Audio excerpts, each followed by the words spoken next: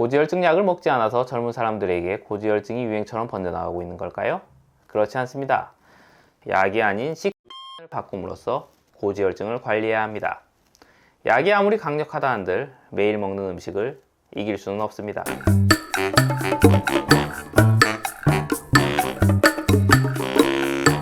건강검진 살면서 대부분 받으실 겁니다.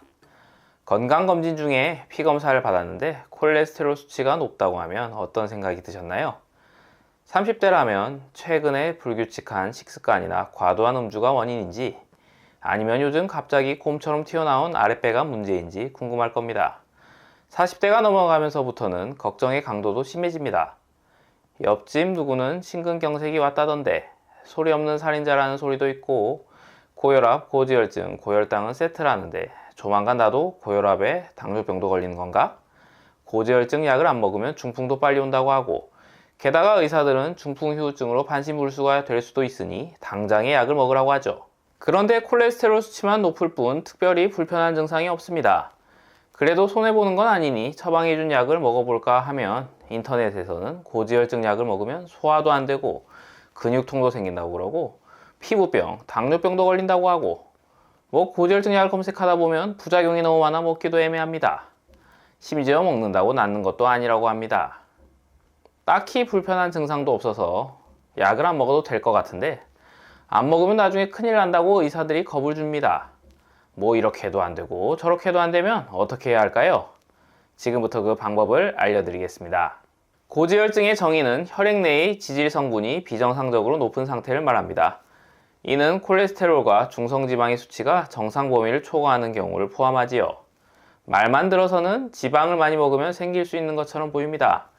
하지만 고지혈증은 여러 가지 원인이 있지만 90% 이상의 경우 과당, 포도당 등의 당류 및 가공식품과 정제 탄수화물의 섭취량이 많아서 발생합니다. 밥을 먹는데 왜 혈관에 지방 성분이 높아질까요? 결론부터 말하면 탄수화물은 우리 몸이 얻기 어려운 굉장히 효율이 좋은 에너지라 혈액 속의 혈당 수치를 급격히 올리고 전신에서 사용된 이후 남는 에너지는 지방으로 몸 안에 저장시킵니다. 사실 산업화 이전의 시대에는 굶는 게 일상이었습니다. 언제든지 굶을 수 있는 상황에 항상 신체가 노출되었기 때문에 남는 에너지를 지방으로 저장시켜 놓는 건 그 어떤 신체 활동보다 우선적으로 처리되어야 했습니다.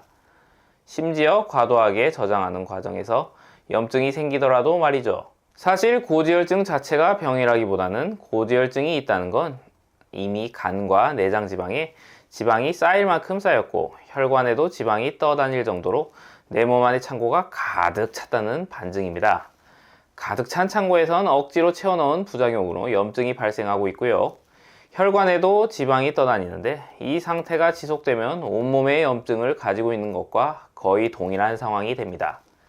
인체 내의 첫 번째 에너지 창고인 간은 당연히 지방으로 가득 차서 지방간이 있을 수도 있고요. 지방 성분의 저장 기능에 대해서만 말씀드렸는데 콜레스테롤의 경우 염증을 제거하는 역할을 하기도 합니다. 반대로 말하면 몸의 어딘가에 염증이 있다면 혈중 콜레스테롤 수치가 높을 수 있습니다. 간단하게 정리하면 몸에 염증이 있거나 혈당이 계속 유입돼서 몸 안에 지방이 계속 축적되면 혈액 내에 지질 성분이 비정상적으로 높아지는 고지혈증 상태에 빠지게 됩니다. 그러면 이 모든 게 탄수화물이 문제일까요? 탄수화물은 구석기 시대 때부터 생각해보면 생각보다 구하기 힘든 식재료였습니다. 동양의 쌀, 서양의 밀, 옥수수 등의 일반 작물과 더불어 구황작물로 불리는 감자, 고구마 등 인류는 전략적으로 오랜 시간을 들여 농작물의 재배량을 늘려왔습니다. 그만큼 수확하기 위해 노력한 만큼 높은 수준의 에너지를 몸 안에서 즉시 생성할 수 있었기 때문입니다. 우리가 맛있다고 혀에서 느끼는 모든 당은 탄수화물입니다. 그만큼 얻기 어려운 시절에는 얻으면 분명하게 몸에 이득이 있었고 그 행동을 반복하기 위해 혀 안의 미각 수용체는 탄수화물과 반응하면 보상계에서 도파민이 분비될 정도죠. 이렇게 얻기 어려운 영양분을 운 좋게 섭취하면 어떻게 될까요? 우선 몸에서 빠르게 흡수하기 시작합니다. 그래서 혈중 혈당 수치가 오르게 되죠. 혈당 수치가 오르게 되면 몸 구석구석에서 에너지로 사용하기 시작합니다. 사용하고 남은 혈당은 인슐린의 도움을 받아 지방산으로 합성되고 글리세롤과 합쳐져 중성지방이 됩니다. 중성지방은 간에서 생성 후 혈액으로 방출되는데 이게 혈관에서 떠다니면 말 그대로 혈액의 지질 수치가 높아지는 고지혈증이 됩니다. 혈관에 지방이 떠다니면 나쁜 거 아니냐고요? 아닙니다. 우리 몸의 지방은 인체 내의 필수적인 호르몬의 재료일 뿐만 아니라 영양분을 섭취하기 어려운 시기에 분해시켜 사용할 수 있는 훌륭한 에너지원입니다. 일반적으로 산업화 시대 이전의 인류는 양질의 탄수화물을 매번 먹을 수가 없었기 때문에 저장해둔 지방은 에너지로 바뀌어서 사용되었습니다. 저장한 지방은 어떻게 사용될까요? 혈당이 오르지 않는 상태가 오랫동안 유지되게 되면 몸에서 글루카곤이 분비되면서 지방 조직에서 지방 분해를 촉진하고 간에서 지방산 산화와 케톤체 생산을 유도하면서 에너지로 바뀝니다. 신체 내의 에너지가 부족할 때 대체 에너지원으로 몸에 저장해둔 지방을 사용하게 됩니다. 구석기 시대 사람들처럼 먹자고 주장하는 팔레오 다이어트가 유행했었는데요. 팔레오 시기, 즉 구석기 시대 사람들처럼 먹으면 모두가 건강해진다고 합니다. 그러면 구석기 사람들이 현대인들보다 더 건강했을까요? 팔레오 시기는 탄수화물, 당류, 가공식품에 너무나도 노출되어져 있는 현대인들이 탄수화물의 섭취량을 줄이는 것, 그 이상의 건강을 가져다 주지 못합니다. 본인의 BMI가 정상 수치보다 낮고 근육도 없고 살도 안 찐 사람이라면 정반대로 건강을 해칠 수도 있습니다. 원시 환경에서 탄수화물보다 더 쉽게 구할 수 있었던 지방과 단백질은 생각보다 빠르게 혈당을 올리지 못합니다. 지방과 단백질은 소화 및 흡수의 몇 가지의 과정을 거쳐야 하는데 유일하게 탄수화물에 속하는 당류만이 과정 없이 흡수되어 혈당을 급격하게 올릴 수 있습니다. 구석기 시대 사람들은 일주일에 한두 번 운이 좋아서 과일을 찾거나 감자나 고구마, 옥수수를 찾는 행운을 누렸을 때에만 현대인들이 매일같이 걱정하고 있는 혈당 스파이크를 찍었을 겁니다. 그 외에는 단백질과 지방 섭취를 하면서 혈당이 높게 오르는 일 없이 몸에 저장된 지방을 사용하면서 생활해 왔을 겁니다. 그러니까 혈당이 급격하게 오르는 운이 좋은 상황에는 인슐린이 분비되어 몸의 여분의 당을 지방으로 저장하고 일반적인 상황에선 저장된 지방을 사용하면서 생활을 했던 거죠. 그러니 지방의 저장으로 인한 염증이 생겨도 일시적이었을 뿐 지금처럼 오래 유지되진 않았을 겁니다. 현대인은 상황이 바뀌었습니다. 아침, 점심, 저녁 설탕이 듬뿍 들어간 과일 주스부터 정제된 밀가루, 도정된 쌀밥까지 정말로 맛있다는 건 이 모든 게 도파민이 뿜뿜 나오는 탄수화물이라는 겁니다. 매일같이 밥을 먹을 때마다 혈당 스파이크를 걱정해야 하는 옛날 사람들이 상상만 하던 젖과 꿀이 흐르는 식사를 하고 있습니다. 자, 그러면 나중에 혈당이 안 오르는 상태가 되면 사용하려고 염증이란 손해를 보면서까지 잠시 저장해둔 지방들은 어떻게 될까요? 우선 계속 혈당이 오르는 상황이 벌어지니 혈당을 지방으로 바꾸는 인슐린의 기능이 저하됩니다. 지방으로 잘 못 바꾸니까 혈관에서 혈당이 높은 상태가 계속 유지됩니다. 이게 고혈당, 당뇨입니다. 추가로 내장에도 저장할 곳이 없게 되면서 혈관의 미세한 지방 덩어리로 배출되는데 혈관에 난 상처에 이것들이 쌓이면서 혈관을 딱딱하게 만듭니다. 혈관이 딱딱하게 되면 정원에 물을 줄 때 물 호수 끝을 살짝 누르면 물이 세게 나오는 것과 동일한 원리로 혈압이 오릅니다. 저장 창고가 가득 차면서 몸의 여기저기에 염증도 일어납니다. 그러니까 혈당이 계속 오르니까 계속 인슐린을 분비하게 되고 그러다 보니 지방은 쌓이기만 하고 사용되지 않는 상황이 벌어지게 됩니다. 고혈당, 고지혈증, 고혈압이 왜 함께 일어날 수밖에 없는지 이제 아시겠나요? 이게 90% 이상의 고지혈증 환자가 당면한 상황입니다.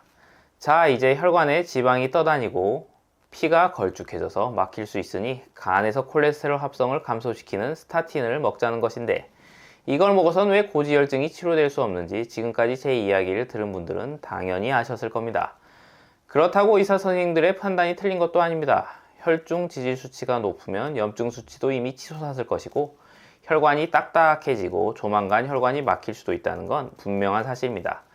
10%의 심각한 환자들은 절대로 스스로 약을 끊거나 조절하지 말고 최대한 약으로 정상 수치를 유지하면서 약이 아닌 식습관을 바꿈으로써 고지혈증을 관리해야 합니다. 약이 아무리 강력하다 한들 매일 먹는 음식을 이길 수는 없습니다. 하지만 아무 이상 없다가 오랜만에 측정한 혈액 검사에서 발견되는 고지혈증은 약을 먹기 전에 식습관을 바꾸는 것부터 시도해 보시는 건 어떨까요? 염증까지 일으키면서 애지중지 저장해둔 지방을 에너지로 사용만 하면 됩니다. 혈당 수치를 올리지 않는 식사를 오랫동안 하면 어쩔 수 없이 몸이 지방을 사용할 수밖에 없습니다. 콜레스테롤은 그 자체로 호르몬의 재료이기도 합니다. 콜레스테롤의 합성을 막으면 호르몬 대사의 불균형으로 소화불량, 불면증, 당뇨병, 피부반응, 두통, 근육통, 어지러움, 피로감 등의 부작용이 개인차가 있긴 하지만 발생하게 됩니다. 심각한 환자들은 선택의 여지가 없겠지만 고혈당, 고지혈증, 고혈압 3개 중 1개 정도만 있는 분들은 약을 먹기 전에 스스로 관리해 보는 것도 좋습니다. 자, 혈당을 안 올리면 알아서 몸에서 지방을 사용한다는 것을 알았습니다. 그렇다면 고지혈증에 먹으면 좋은 음식은 어떤 음식이 있을까요? 어떻게 혈당을 안 올리는 식사를 할 수 있을까요? 혈당과 칼로리는 절대로 동일한 말이 아닙니다.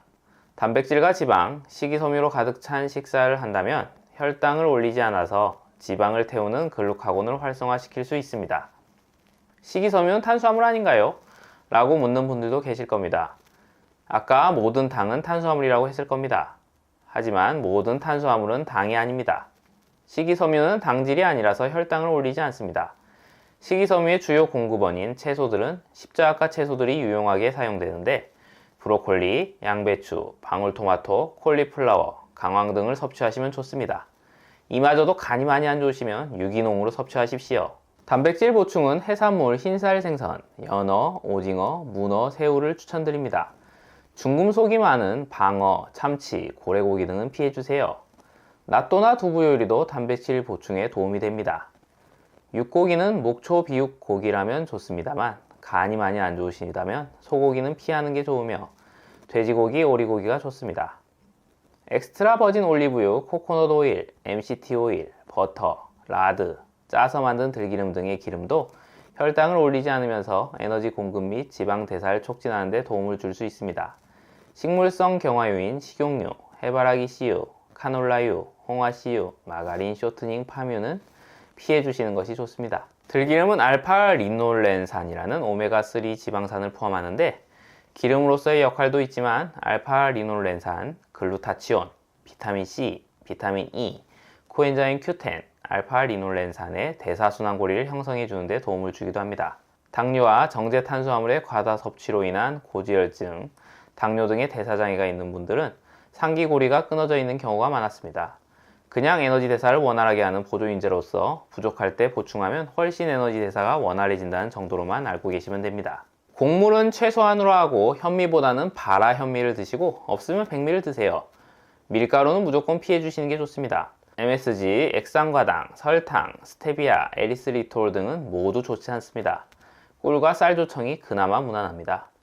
술은 모두 당으로 작용하여 염증을 촉진합니다. 고지혈증, 고혈압, 당뇨가 있다면 최소한으로 섭취하십시오. 지금까지 고지혈증에 좋은 음식들을 알아보았습니다. 그럼 이런 음식들을 활용하여 어떻게 식사를 하면 좋을까요?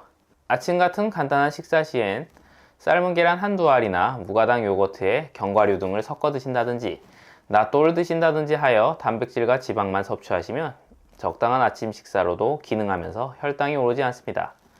점심이나 저녁 식사엔 고기와 채소를 기름장 등과 함께 먹으면 혈당을 올리지 않는 훌륭한 식사가 됩니다. 식사 전에 올리브 오일이나 들기름을 두세 숟갈 먹고 십자가 채소를 200에서 300g 정도 기름장에 찍어 먹은 후 양념이 되지 않은 생선 또는 고기 위주로 식사를 하면 됩니다. 배부르게 먹으면서도 혈당을 올리지 않기 때문에 고지혈증 예방에 도움이 됩니다. 당연히 저장된 지방을 강제로 사용할 수밖에 없기 때문에 살도 빠지게 됩니다. 그렇다면 탄수화물이 이 모든 안 좋은 상황을 만들었다면 탄수화물을 아예 안 먹고 이렇게만 먹으면 건강한 거 아니냐고 극단적으로 생각하는 분들도 있을 것 같습니다. 안타깝지만 탄수화물은 꼭 필요한 영양소입니다. 하루에 한 번 정도는 인슐린이 분비되어야 트립토판의 혈중 농도가 높아지게 되고 높아진 트립토판이 뇌에서 세로토닌과 멜라토닌 생성에 사용되기 때문에 하루에 적어도 한 끼는 반드시 탄수화물을 섭취해야 합니다. 이게 모든 다이어트 환자들한테 잠 못 자면 다이어트 하지도 말라는 소리와 연결되는 이야기인데요. 다음에 더 자세하게 말씀드릴 기회가 있을 듯 합니다. 제 치료 경험으로는 인체가 몇 달, 길게는 몇 년에 걸쳐 지방을 저장만 하다가 지방을 사용하게 되면서 살도 같이 빠지게 되는데 이때 지방이 감싸고 있던 중금속 등이 한 번에 몸 안으로 배출되게 되면서 설사를 급격하게 하거나 간 수치가 급격하게 오르거나 할 수 있습니다. 이때는 놀라지 마시고 상기 증상의 경험이 있는 의료진의 도움을 받으시면 됩니다. 2024년 대한민국에서 고지혈증으로 진료를 받은 환자 수는 약 304만 명입니다. 2012년에는 약 122만 명이었으니 최근 10년간 고지혈증 환자 수는 약 2배 이상 증가한 것으로 추정됩니다. 2024년 현재 304만 명의 고지혈증 환자들 중 95%가 고지혈증 치료제인 스타틴을 복용하고 있습니다. 환자들이 약을 안 먹는 것도 아닌데 고지혈증은 왜 자꾸 늘어나기만 할까요? 예전엔 심근경색은 50세 이상의 노인들에게만 발생하는 질환이었습니다. 요즘 빠르면 20대 후반, 30대 초반의 환자들도 심심치 않게 보이고 있죠. 고지혈증 또한 마찬가지입니다. 이전에는 노인들만 가지고 있었던 병이 젊은 연령층에서 급격하게 증가하고 있습니다. 고지혈증 약을 먹지 않아서 젊은 사람들에게 고지혈증이 유행처럼 번져나가고 있는 걸까요? 그렇지 않습니다. 당질과 정제탄수화물, 가공식품 등의 나이를 가리지 않고 훨씬 더 자주 노출되게 되면서 고지혈증 환자가 늘어나는 겁니다. 고지혈증, 고혈압, 고혈당 3종 세트를 오랜 기간 동안 가지고 있으면 말 그대로 혈관이 녹이 쓸어버립니다. 녹이 쓸어버리면 언제 어디서든 혈관은 막히거나 터질 수 있게 됩니다. 터지면 뇌졸중, 막히면 막힌 부위에 따라 뇌경색 또는 심근경색이 되죠. 아무 증상도 없던 질병이 오랫동안 몸을 녹슬게 하여 한 번에 돌이킬 수 없는 상황을 만든다는 것이 이 질병들의 특징입니다. 그리고 한번 문제가 일어나기 시작하면 언제 어디서든 다른 곳에서도 문제가 일어날 수 있다는 게 이 질병의 또 다른 특징입니다. 이미 상황을 알고 나선 늦습니다. 문제가 일어나기 전에 막아야 합니다. 약이 아닌 식습관의 변화로 고지혈증을 개선할 수 있는 방법들에 대해 설명드렸습니다. 앞으로도 좋은 영상으로 찾아뵐 것을 약속드리며 채널을 개설한 지 얼마 안 돼요. 구독을 해주시지 않으면 찾아오실 수가 없을 수 있습니다. 아무쪼록 구독과 좋아요 부탁드리고 긴 영상 시청해주셔서 감사드립니다. 모두 건강하십시오. 감사합니다.